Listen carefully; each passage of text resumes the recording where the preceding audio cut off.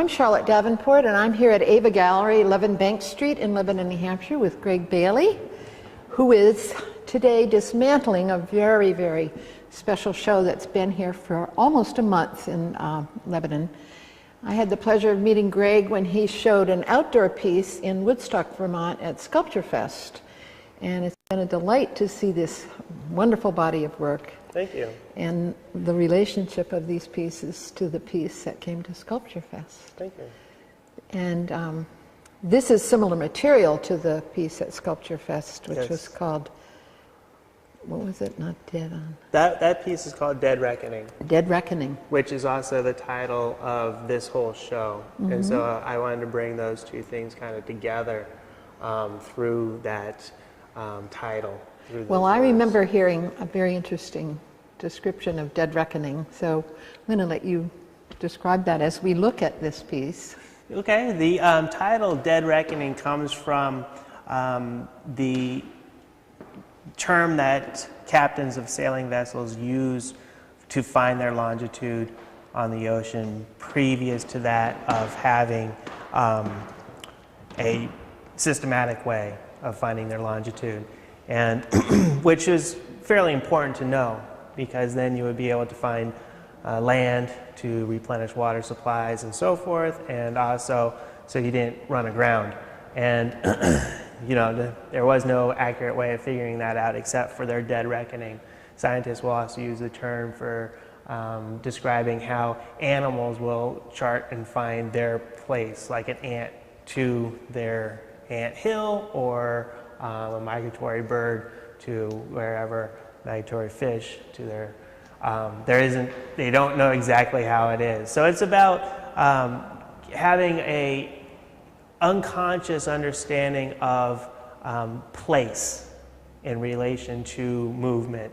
And that title came up to me because I will often ask myself, how do I know certain things? It might be something that would be dealing with engineering, physical aspect, like how do I know this is going to be strong enough, or how do I know that will balance, or something that I'm planning and foreseeing into the future, some problem. And I kind of kid myself, well, it's just my dead reckoning. And I'll, you know, kind of work off of that. And that goes into the ideas of mental models being a way of formulating an understanding of the reality around us. And that's the idea of the dead reckoning. These pieces are dealing with the ideas of ecosystems, water, ice, things that aren't necessarily thought of as so positive, things that are stressing the environment and so forth. Global warming's an issue and so forth.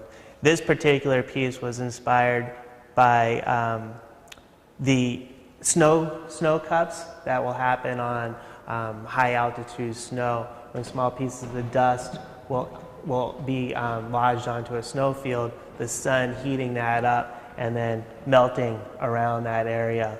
And this is an extreme case of that. And there's a backpack trip that I went on when I was young, and the holes were large in comparison to myself, not this extreme, but they were large in comparison to myself, and I had to navigate on top of those points, which would be on the top of this piece, in order not to fall into these holes and get stuck. Well, purely as a sculptor, it's just the delicacy of these points and these beautifully proportioned cones sort of just flowing up. The base is amazing, and people comment on that on the one in Woodstock too, although there's that little puddle on the ground when you get up close. Yeah, extraordinary. The connection, I think about how the sculpture is going to connect to the ground plane. Here's the floor, in the case in Woodstock, it's the field, but that plane, you know, sometimes it's the top of the pedestal. And how that connection is kind of like the end spot. You know, we're both standing on this floor and talking this way, and it changes, you know. If I were standing on something, a pedestal or something, it would change our relationship. And I feel that that's Well, how the speaking of sculpture- that, the other thing I like about these larger pieces is even though they're taller, it's almost as if, you know, when you feel a little rebound and they invite the body in and out. I mean, walking in and out or around this, you feel a relationship just by yourself to it. And even the very large one in the other room, I felt that. There's a friendly proportion. Nice, I'm glad to hear that. Shall we move on and look at some of the bronze pieces that Sure. were from this same time period of your work? Okay.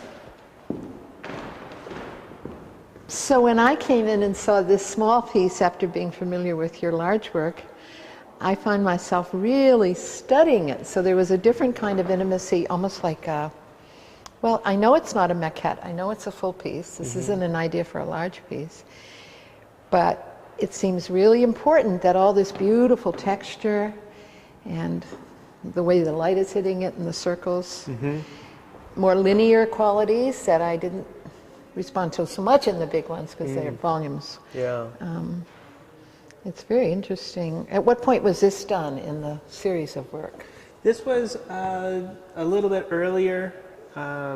There's kind of the bronze pieces, there's a couple of different stages, and this was a little bit earlier than the other ones that are in this room, except for this piece here.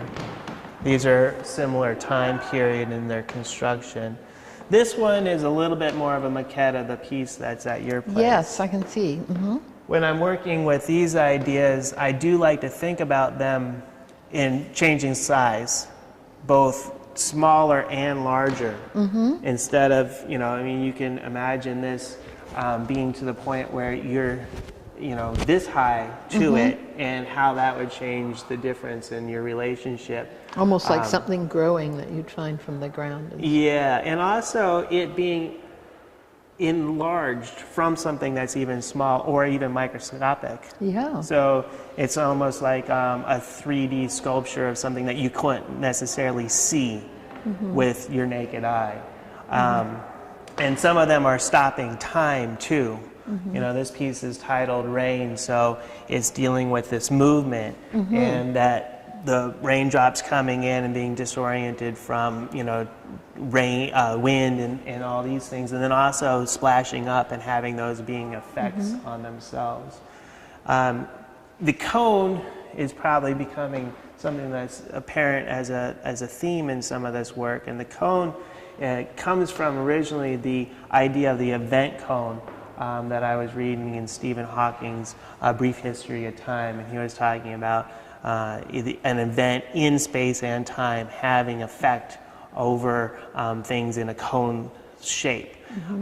Death of a star, birth of a star, and so forth, and the speed of light and all these types of things. I have kind of personalized that to other types of events, and so you can think about an event happening here. That event could be a personal decision being made, or a public policy, a law going into effect, or an accident, or whatever that case might be, and then having that event having effect over time. And sometimes they're feeding off of each other. So the event, you know, here is going and then going and going through different sections of time. And other of the pieces that we'll see, they're interweaving into each other and having more of an influence. So this event happened here, and then this one came, and then they collided. So Well, I had a scientific astrophysicist once tell me the strongest form is the cone in all reckoning. really? Yeah, which is, Interesting. and if you think about it, it makes some sense. If you think cone, sphere, square, for example. Yeah, So it's especially from the point down, right? If you were to stand that up. yeah, and apparently though in physical laws and in theory too, in theoretical things. So, and you're talking in some sense about theoretical, how we measure events. Yeah. Fascinating. Well, I like these combinations too, where this becomes a sphere as they grow together and has an end point. Yeah. And so here again, you know, I was thinking a lot about microscopic aspects of crystals and how they would grow, but then also getting to the events and having them end in these kind of things that then were growing together, and that would also kind of create the model of an ecosystem or an individual.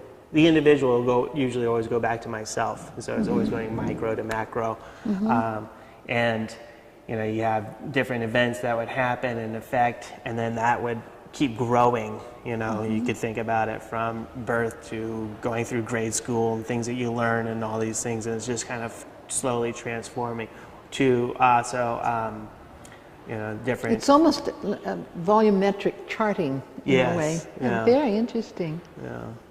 I love the combo with the piece of stone too. Thank you. Had you worked in stone before, beyond debates? It feels very much a part of it. This stone, no, but I have done other pieces that were all stone.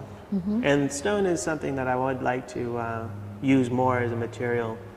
The time is... Nice combo with the bronze. Thank Let's look at this one, which has sort of a...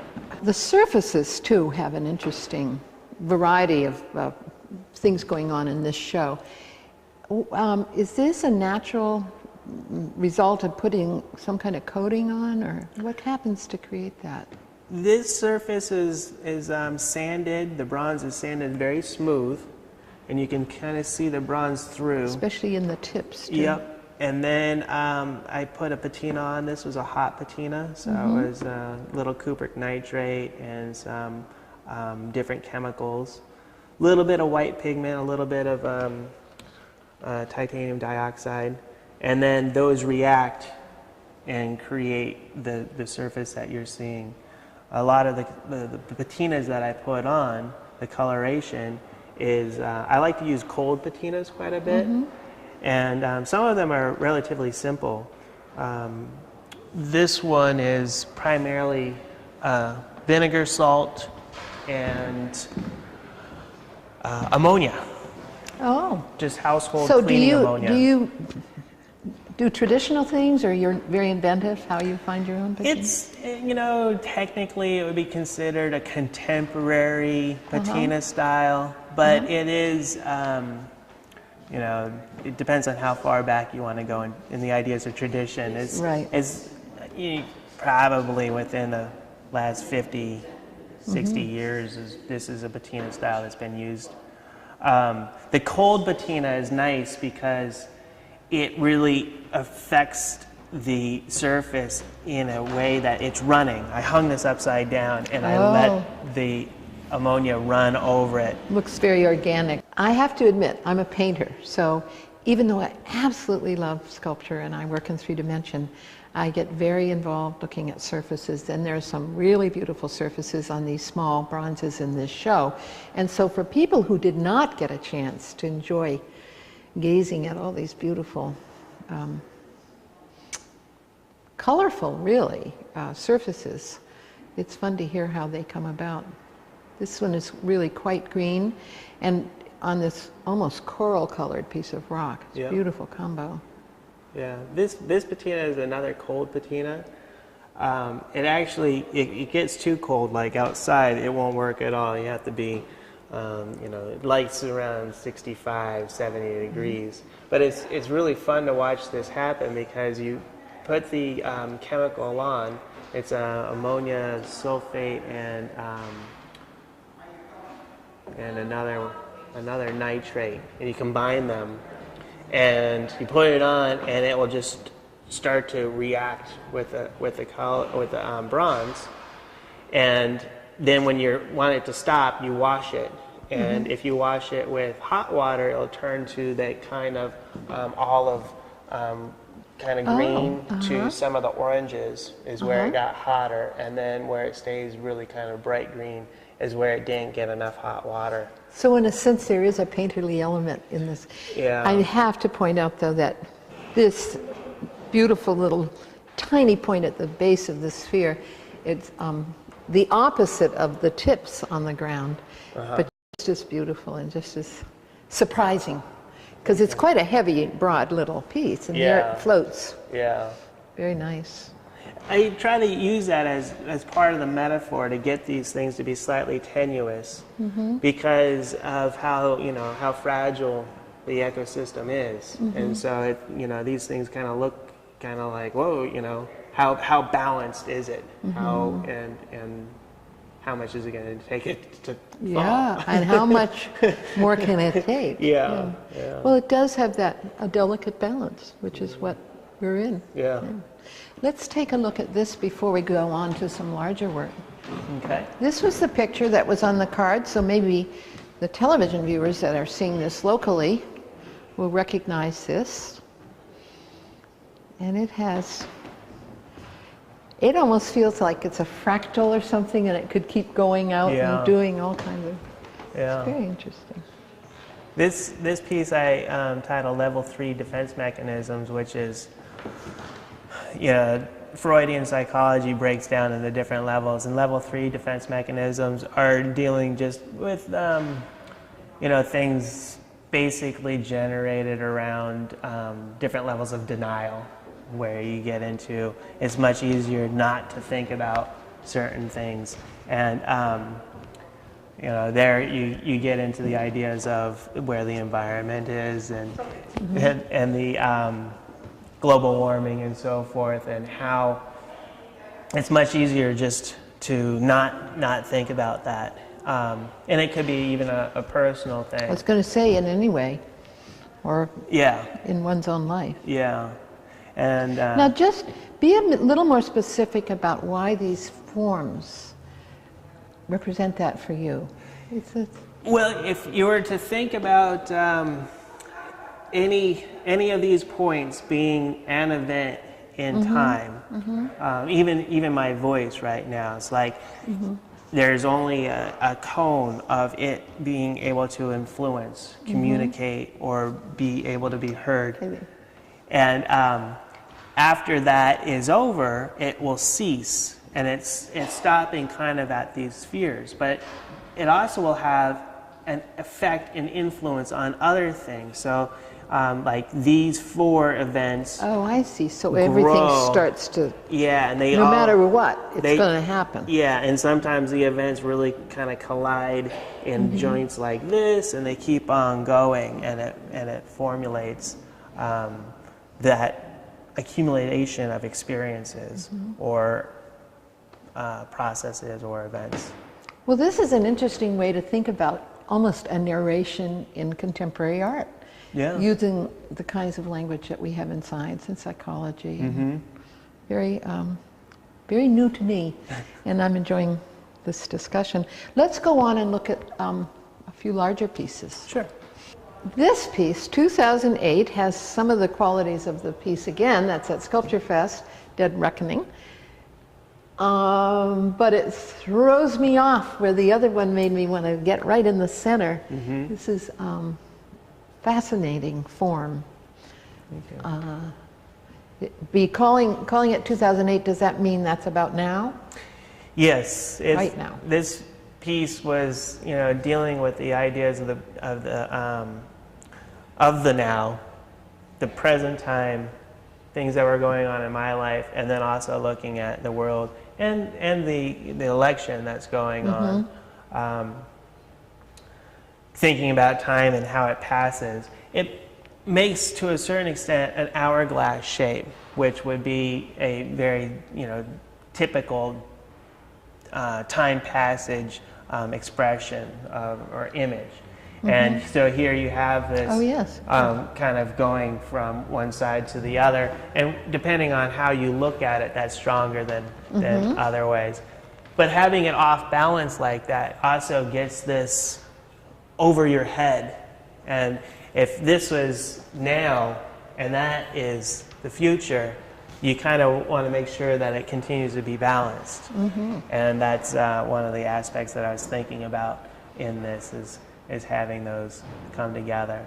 And at certain views, it feels, well, actually from both sides, like a reflection, right at the base of the lake or something. Knowing the past, knowing the future, going, from one side to the other. Well, again, for people who can't come in and see it, even the fiberglass has a very interesting patina, really. I mean, the bumpiness and so on makes you want to touch it. Yeah. Could you describe the process for creating these fiberglass forms? Sure. The original shape was sculpted out of different materials, hardware cloth, which is a type of wire, and roll that, and then cover that with usually just a fiberglass and a resin, smoothing it down with different types of putty materials. And then you have the original form. That original form is made into a reusable mold that is the negative space, and you can take it apart. And inside the two halves of that negative space, this material was cast, and it's cast in a lamination process of layers of fiberglass and resin. And then they're removed from that mold and then cut and altered and changed. In here, you have stainless steel pieces of pipe to reinforce this area, and then there's a bolt that goes through so I can move it. And those, will depend on how you're dealing with it. So, despite its lightness and fragility, appeering fragility, it's very strong with this joint. Yeah, it's pretty strong. I want to give the sense of being dangerous and not being. It does feel that way. Yeah. Don't want anybody to get hurt. Well, let's just, if you would, it would be nice if you'd walk around to a few of these and just talk about them for us. And I'm going to step back and let you just tell us some of your experience in making them and what they're about. Maybe choose your favorites. If you do have favorites, or ones that are leading you someplace new, maybe, or. Yeah, I think. Well, why don't I start here? Because this one is a good visual kind of depiction of some of my ideas, and you can see this one is called exponential growth, and it has, from certain points of view, it has a timeline quality to it, like as in a chart. And if you think about exponential growth charted on a graph, which would usually be flat that way, and it would come up, and then it would really skyrocket. And here it's skyrocketing sideways. And so I was thinking about the population of the planet when I was making this piece, and I saw a chart. I looked for it again, but I couldn't find it. But someplace in my past, I found this chart, and it had a little dip in the population of the planet that was during the Black Plague. And then it started to go and kind of skyrocket up. And so this piece is kind of dealing with those things in conjunction with the ideas of resources, and then primarily water, water as a resource. And water is an important element to everybody. I am amazed at the way that water is at all three levels of its existence, and being frozen. There's a little bit of snow coming down right now, liquid in what we drink, and then just the gaseous aspect of that and on our planet, and how important it is to life. We went to Mars and looking for water, which we kind of have taken for granted and polluted. This piece, actually, why I'm still talking about water, is called precipitation, and it is if you're just on a day where the thunderstorm rolls through and the drops come down and they seem so large that they almost change the way that you're looking at trees in the background or any of these types of things, and it just becomes so heavy in the air. That was one of the ideas that I was dealing with this piece. This is a piece that's called Pandemic, and it's dealing with the ideas of going from population to the possibility of the population being affected by a global pandemic. As we get more people and have altered different viruses and microbes and used antibiotics and all these things, we're increasing, especially since we're moving around so much, we're increasing the chances of there being a worldwide epidemic that will decrease the population. When you look at this piece and you hear me say that, you won't be able to go, oh, I see that. But it's, you know, it ends with these two spheres, one of them that is dramatically different than the other. And you can kind of think about the world as being represented on these things and having these events kind of form and grow through that and then have it change. And it also is relating to a timeline. There's a piece in the other room that has a similar connection between the spheres that is called timeline, and it works through itself, and they're related in their ideas. Thank you for all your openness and discussion and describing your work and your thoughts and your process. And I think one of the things we learn from conversations like this is how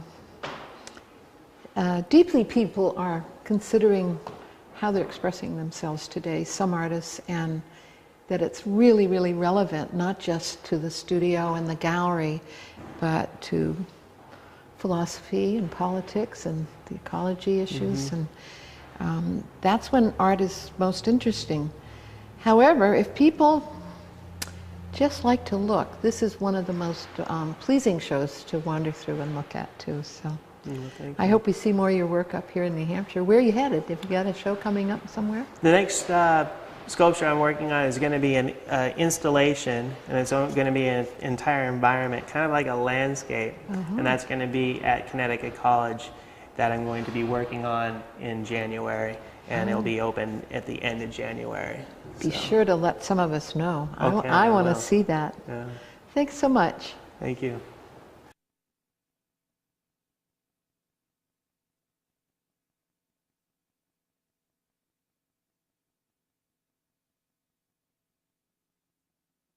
Be working on in January, and it'll be open at the end of January.